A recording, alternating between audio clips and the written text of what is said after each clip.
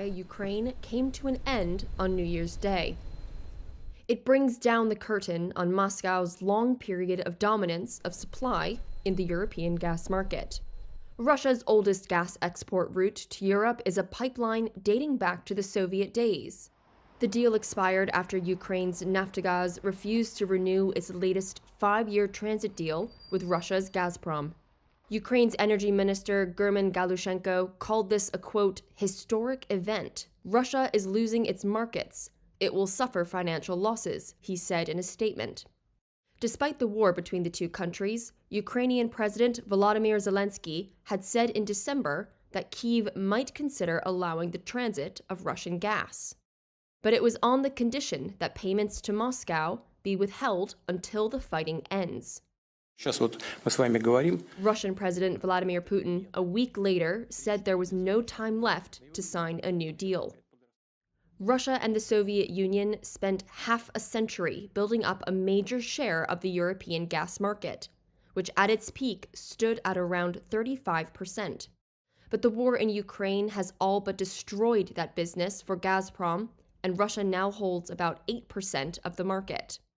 Most Russian gas routes to Europe are shut, including Yamal Europe via Belarus and Nord Stream under the Baltic that was blown up in 2022. EU gas prices rallied the same year to record highs after the loss of Russian supplies. But experts say a repeat of that rally is unlikely, given the now modest volumes involved and the small number of customers impacted. The Ukrainian route serves Austria and Slovakia, and both have arranged for alternative supplies. Ukraine is giving up some $800 million a year in fees from Russia, while Gazprom will lose close to $5 billion in gas sales to Europe. The U.S. Treasury Department said Ukraine. Chinese state-sponsored hackers broke into its systems in early December, according to a letter to lawmakers obtained by Reuters. The Treasury called the breach a major incident, saying department workstations were remotely accessed and documents were stolen. It said the hackers compromised third-party cybersecurity service provider Beyond Trust, gaining access to a key used by the vendor, and were able to retrieve unclassified documents. Chinese Foreign Ministry spokesperson Mao Ning on Tuesday called the claims groundless and lacking evidence. A spokesperson for the Chinese embassy in Washington also rejected any responsibility for the hack. The Treasury Department said it was alerted to the breach by Beyond Trust on December 8th, and that it was working with the U.S. Cybersecurity and Infrastructure Security Agency, as well as the FBI, to assess the breach's impact. Treasury officials did not immediately respond to an email seeking further details about the hack.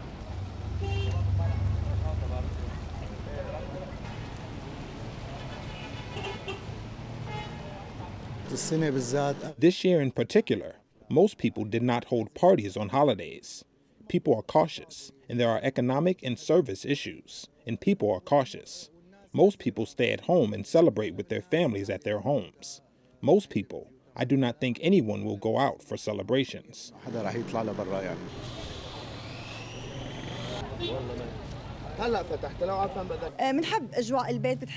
We love the ambiance at home. I think the celebration at home is better. There is more love. We all gather around the table. I hope that the situation gets better in the upcoming years. We are optimistic that this year is a good one for Syrian people, and the upcoming years are better than this one. A power grid collapse left nearly all of Puerto Rico without electricity on New Year's Eve. A statement from power distribution company Luma Energy said roughly 87% of customers were without power as of 1 p.m. on Tuesday. Luma added that it will likely take 24 to 48 hours to turn the lights back on, and said the cause of the outage is under investigation. Puerto Rico has long dealt with chronic power outages, and protesters have called for the government to cancel its contract with Luma.